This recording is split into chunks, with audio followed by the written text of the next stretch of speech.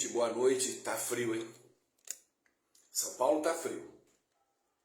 16 de junho, 18h55, um feliz sábado a todos. Hoje nós vamos falar sobre um texto muito importante. Eu estava conversando com a Alessandra, algumas colocações que as pessoas trazem para nós e a gente sempre discute. Nós temos um grupo do Espírito Santo e conforme nós recebemos algumas mensagens, a gente acaba estudando os textos e discutindo o tema. A Silvia também, a Neuza, o Jailson, são várias pessoas. E o texto que nós falamos hoje foi sobre Marcos capítulo 2, a partir do verso 18. Marcos capítulo 2, verso 18. Ali diz: Ora, os discípulos de João e os fariseus jejuavam. E foram e disseram: Por que jejuam os discípulos de João e os dos fariseus, e não jejuam os teus discípulos, Jesus? E Jesus lhe disse: Podem, porventura, os filhos das bodas jejuar enquanto está com ele o esposo? Enquanto tem consigo o esposo, não podem jejuar. Não podem jejuar. Mas dias virão que lhes será tirado o esposo, e então jejuarão naqueles dias. Ninguém deita remendo de pano novo em vestido velho. Doutra sorte, o mesmo remendo novo se rompe, e a ruptura fica maior. E ninguém deita vinho novo em odres velhos, porque o vinho novo vai romper o odre velho, vai entornar o vinho e vai estragar. E o vinho novo deve ser colocado em odres novos. Muito bem. A palavra de Deus é maravilhosa, né? Jesus deixa 3 dicas para aqueles que decidem andar com Ele. Jesus convoca, as pessoas cobram dos cristãos e do próprio Cristo a religiosidade. Eu posso jejuar, João jejua, mas seus discípulos não. Ele falou, mas o noivo está com eles estão na festa comigo. Eles não podem jejuar, porque ele está na festa do casamento, do esposo. Naquela época o casamento era feito por dotes, o homem vestia a noiva, o homem dava a casa para a noiva, o homem doteava para a noiva e a sua família, o noivo cuidava da noiva como a pessoa especial. Estava sob o cuidado do noivo. E posteriormente, do esposo. Jesus, quando diz que ele é o esposo e nós somos a noiva, ele está dizendo, aqueles que estão com Cristo, que têm a fé em Cristo, seguem a misericórdia. Os que seguem a Jesus, seguem a misericórdia. Todos que andaram com Cristo e hoje os que andam com Cristo, andam sobre o caminho escrito misericórdia, compaixão. Não há nada controverso aquilo que Jesus já fez e faz por nós. Eu aprendo que Jesus precisa da minha humanidade. Que Jesus quer que eu, como ser humano, como você, venha levar as pessoas a enxergar esse amor e essa misericórdia. Mas o ser humano está sempre cobrando aparatos da gente, talvez nem eles saibam por quê. Porque eu lhe pergunto, o que Deus quer de mim? O que Jesus me pede?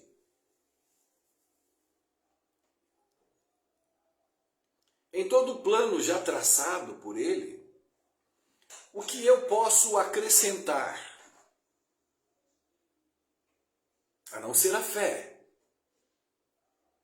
E ela veio ouvir a palavra de Deus que atinge o coração que eu entreguei a Ele.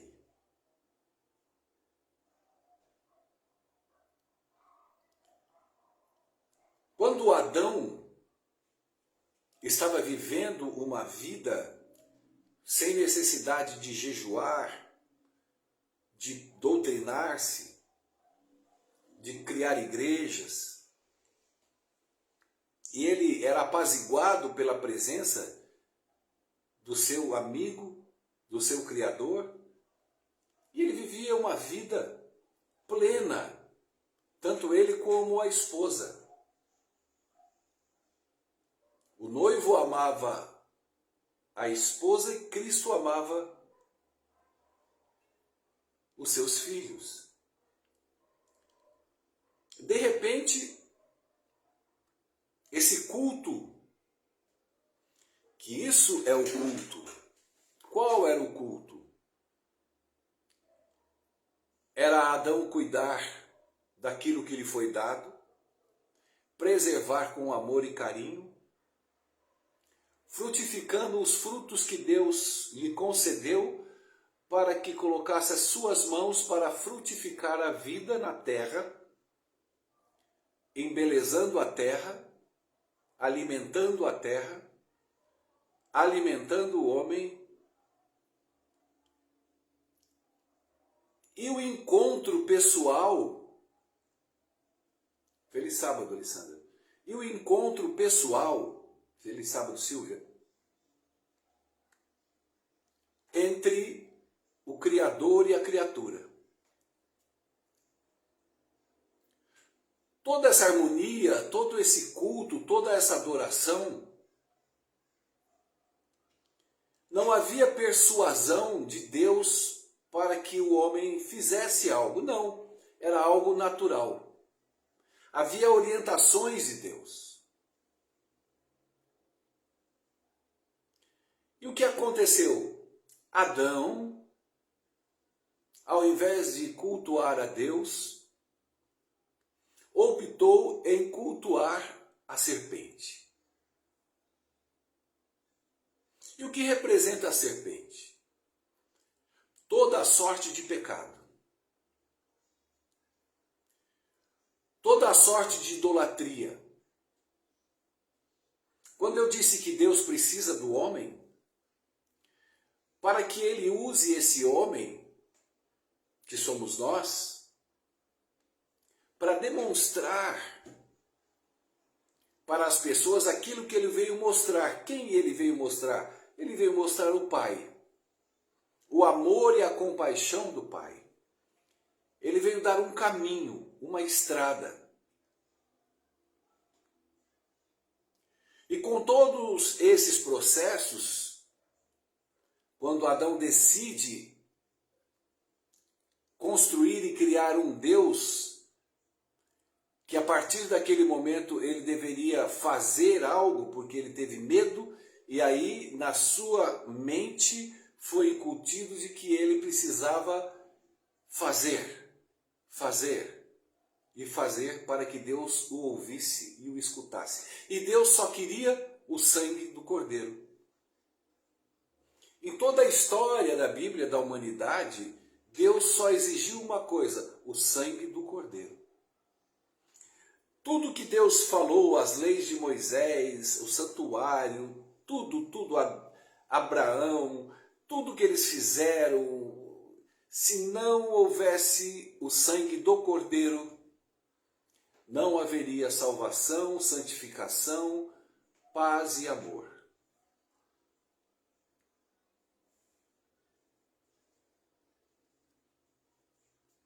Adão consertou o culto com Deus, matando o Filho de Deus. Deus consertou o culto e adoração da humanidade, matando o seu Filho. Quando houve o embate dos fariseus, os próprios discípulos de João não entenderam nada do que Cristo estava pregando. Adão não entendeu, Abraão não entendeu, Davi não entendeu, e muito menos nós hoje em dia entendemos o que Deus quer de nós. E a gente vê a cada dia, a cada momento, pessoas se degladiando por textos bíblicos, por profecias bíblicas, por o que se deve fazer ou não fazer. A gente chega ao ponto de colocar listas de afazeres para que Deus nos ouça, para que nós agrademos a Deus.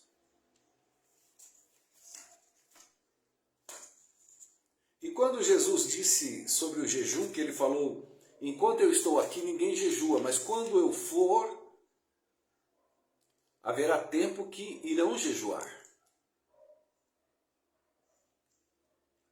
Aquele Deus que foi cultuado por Adão, que era a serpente,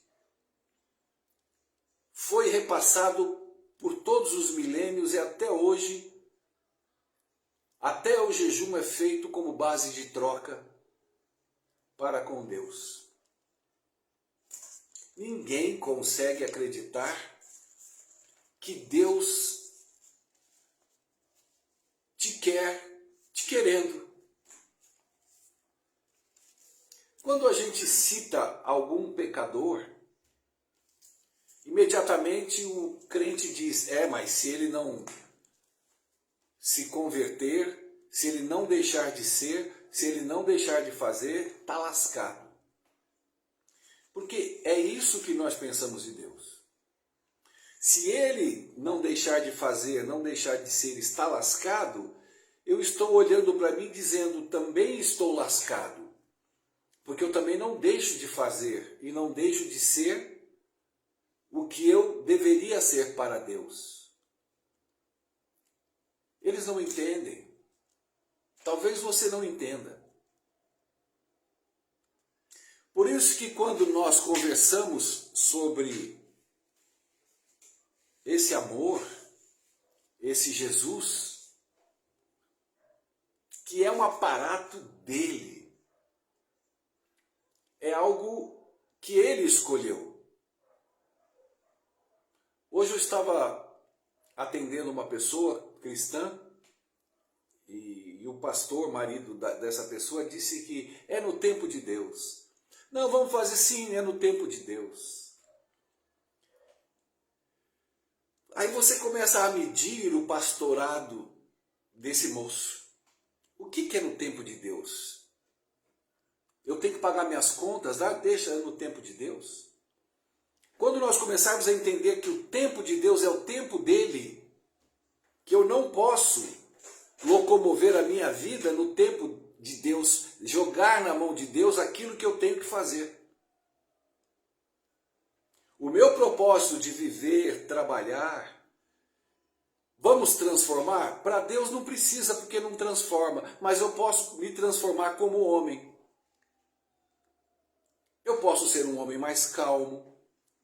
Eu posso ser um homem mais, no caso, paciente, ouvir as pessoas. Eu posso ser um homem que tomo uma decisão além de não ser agressivo, de não desviar pessoas para o caminho ruim. Eu posso mudar. Eu não preciso estar na igreja, não preciso estar orando, não preciso estar lendo a Bíblia. Eu posso a cada dia ser um homem melhor. Mas isso não está compactuado com as coisas de Deus. Porque por mais que você mude, você transforme, tudo aquilo que vem de você, para Deus, não significa nada. Porque Deus diz que nós somos maus. Nós somos corruptos. Vocês são maus e dão boas dádivas aos seus filhos. Vocês são maus, somos maus. Então, não há uma transformação do mal para o bem, jamais. Então, quando nós começamos a identificar essa transformação pessoal, colocar sobre o jugo de outra pessoa e colocar sobre o nosso jugo, nós estamos correndo atrás do vento. Quer transformar? Ótimo. A sociedade vai adorar, vai amar, mas não ache que Deus vai te ouvir porque você foi transformado. Ou se tornou um pouquinho melhor. Porque Deus está sempre ligado no seu Filho, no sacrifício que o Filho dele fez. Não no sacrifício que você vai fazer para ser um melhor homem. Mas Deus me dá poder, não. Ele te dá poder para ser filho de Deus. E nós já lemos o texto aqui. Ele não te dá poder para você ser melhor ou transformado. Ele te dá poder para ser o filho dele. Mas para você é pouco. Para você é necessário o sacrifício, porque você está cultuando o Deus da serpente. Você está jejuando para a serpente. Eu quero ler um texto que Ellen White escreveu em Testemunhos para a Igreja,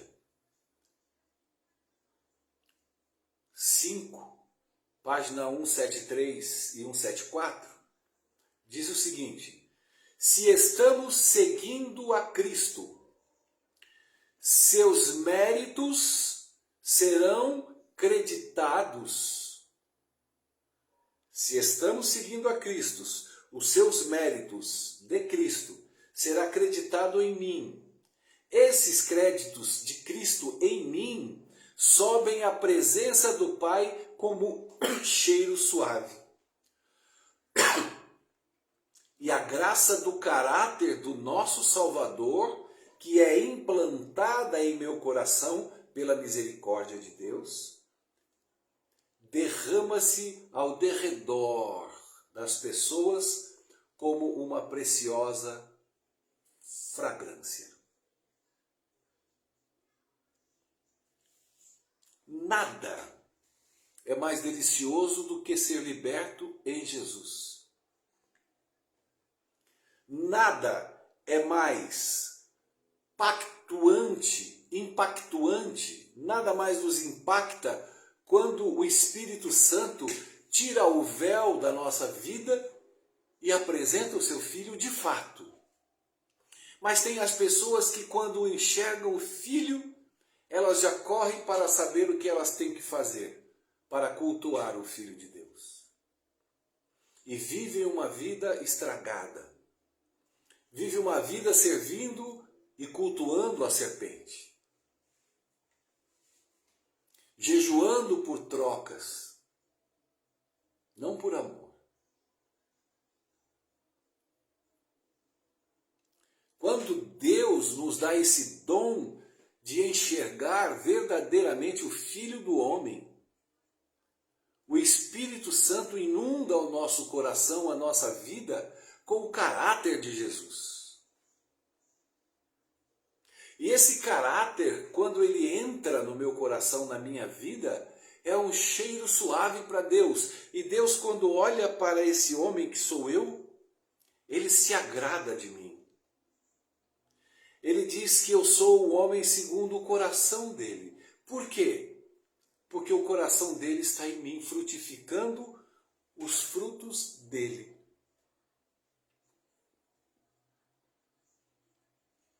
Nada é mais emocionante, nada deixa Deus feliz quando ele encontra um coração aonde está implantado o coração de Jesus. E cada manifestação desse caráter, desse coração que é dele em mim, Deus aceita no céu. Por que aceita no céu? Porque é o próprio Deus se manifestando em mim e quem me vê fala, nossa, esse é um homem de Deus. Mas quando essa pessoa encontra em mim um homem de Deus, ela está enxergando em mim o caráter dele. Porque a glória é dele. Se eu me autoglorifico porque recebo o poder de Deus e sou transformado em um homem bom e pratico coisas boas, as pessoas vão falar, nossa, como o Sherry é gente boa, como o Sherry é legal. E eu serei glorificado. Mas quando eu sento com uma pessoa e explico o bem que eu faço, não está em mim, porque o bem que eu estou fazendo é porque Jesus em mim te escolheu para fazer o bem. Então você olhe para Ele. Eu não sei se o teu coração estava aflito, eu não sei se você orou a Deus, eu não sei se você não sabe nem orar, mas quando eu apareci na sua vida e trouxe algo de bom para você, como junto a isso eu trouxe a palavra boa, as boas novas, porque o Evangelho é boas novas, eu não estou vindo aqui para dizer o que você tem que fazer da sua vida. Mas eu vim aqui para te mostrar quem está na minha vida e quer estar na sua vida.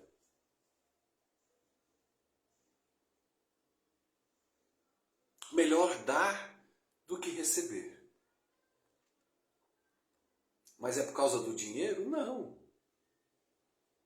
Melhor dar o que eu tenho em mim.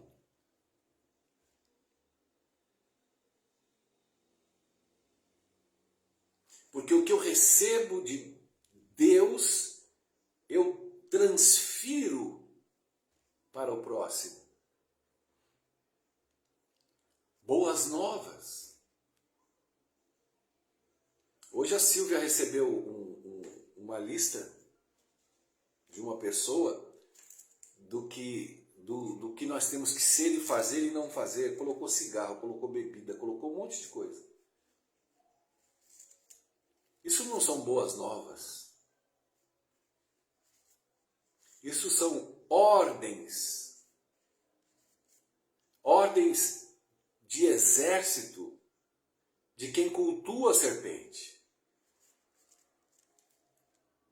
Porque quando você lista 5 peças, como essa pessoa listou, então você imagina Adão, qual a lista que Adão cometeu de pecados para sobreviver na terra. Todos os pecados que você juntar na face da terra, todos e mais alguns, Adão cometeu. E eu não vejo Deus falar, Adão, por que você fez isso, Adão? Adão, eu não vou estar mais com você, Adão. Não. Deu a vida. Deus deu a vida para esse homem que cometeu pelo menos 1 milhão de pecados. E Deus não falou, olha Adão, agora não coma mais a fruta. Não, você vai viver uma vida que você escolheu. Você vai ter que trabalhar para comer, tua mulher vai ter filho, vai ter dor do parto. Isso é um resultado natural da vida. Como os resultados naturais da vida que nós vivemos hoje. aberrações nós iremos encontrar. Pessoas com câncer na língua, com a boca babando. Pessoas com um olho baixo, outro alto, outra sem visão. Nós vamos encontrar de tudo. E por encontrar de tudo, nós temos que apresentar a esse Deus. O Deus que ama, o Deus que perdoa e o Deus que morreu por você. Ele não perguntou e nem disse, eu vou morrer por você, mas você vai ter que mudar de vida. Eu vou morrer por você, mas você vai ter que ser transformado todos os dias. Ele não falou isso. Ele disse, eu vou morrer por você para te perdoar todos os dias. E todas as vezes que você me tiver andar nos meus caminhos, os meus méritos estarão creditados no seu coração. E a minha graça, o meu caráter de Salvador, que foi implantado no seu coração, ele vai ser derramado ao redor das pessoas com preciosa fragrância. Isso é Jesus. Isso são as boas novas.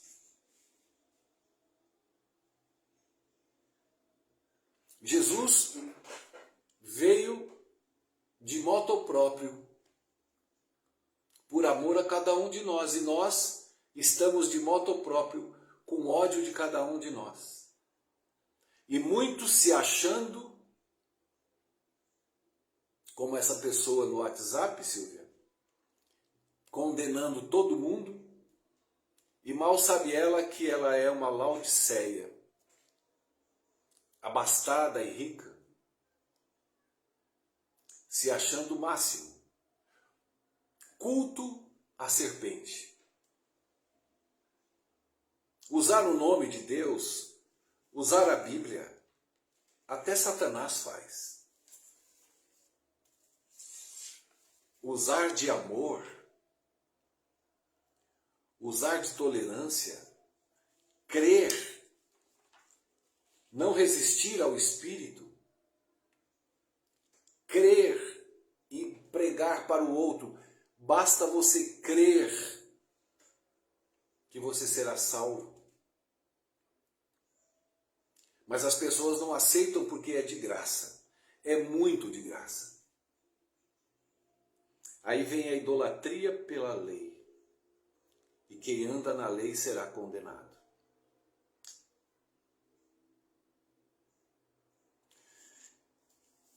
A maravilha e a maravilhosa graça de Deus é loucura para os homens, como diz Paulo. É doideira, cara. Paulo levou mais de 10 anos para entender essa doideira. E ele viu Jesus.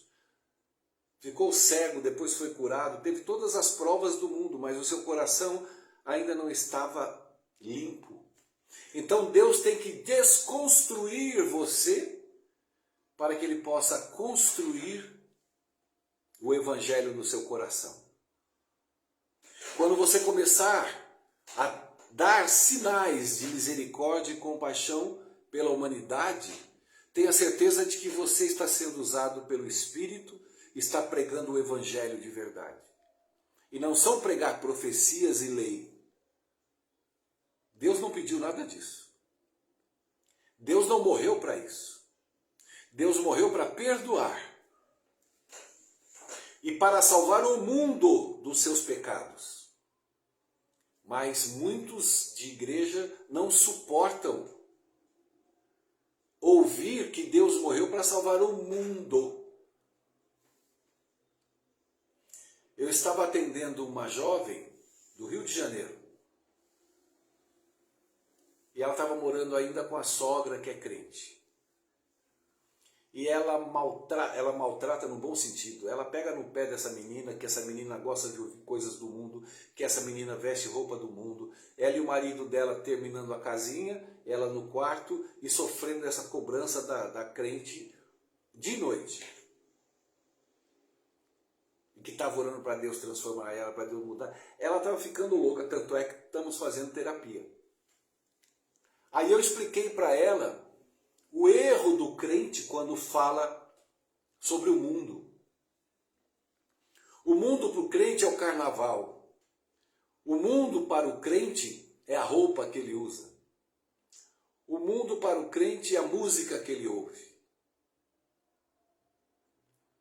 Mas o mundo para Deus é aquilo que essa pastora faz na vida dessa menina.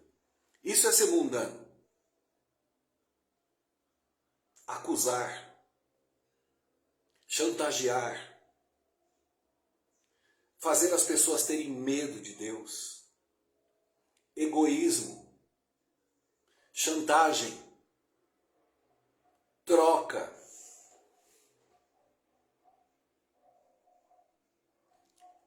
Esse é o contexto que a Bíblia diz o que é mundo. Não andei com as pessoas do mundo, porque a pessoa do mundo está dentro da igreja. O mundo está entrando na igreja. Aí vem as pessoas e dizem, as mulheres agora estão usando batom, elas estão pintando a unha. Olha a loucura. Mas quando se diz que o mundo está entrando na igreja, são esses sentimentos de quem cultua a serpente. Esses que não entenderam nada sobre as boas novas de Jesus. Não compreenderam o que é graça.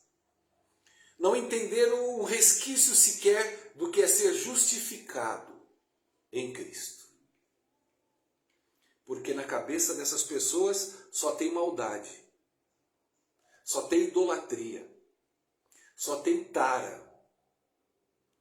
E como elas não conseguem imaginar Deus amar tanto uma pessoa, libertar tanto uma pessoa, sem a pessoa usar tudo isso que ela tem dentro dela, toda essa maldade.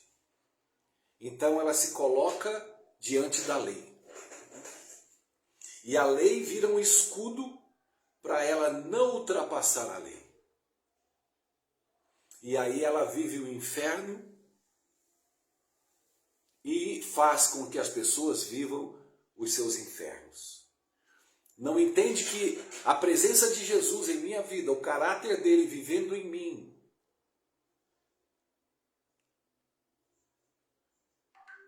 eu não tenho que correr atrás de nada. Está tudo em mim. Está tudo direcionado para um caminho de paz, misericórdia, gratidão, perdão. E o que eu não quero fazer, eu faço. Porque Cristo habita em mim. Então todas as atitudes que Cristo quer me usar, é Ele quem faz. Porque eu não quero fazer. Como diz Paulo, o que eu não quero, eu faço. Porque o que eu não quero é Cristo fazendo.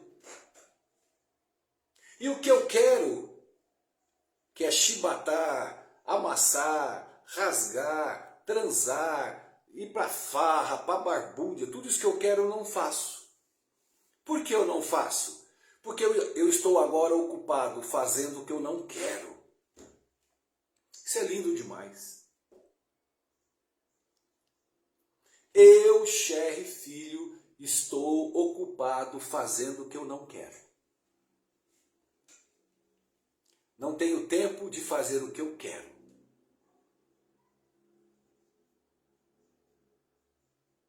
Que Deus seja louvado e honrado na sua vida, para que você entenda de fato o que é o jejum ao lado do Deus vivo, o Deus de Israel, o Filho do homem, o desejado de todas as nações, para todo e todo o sempre. Amém.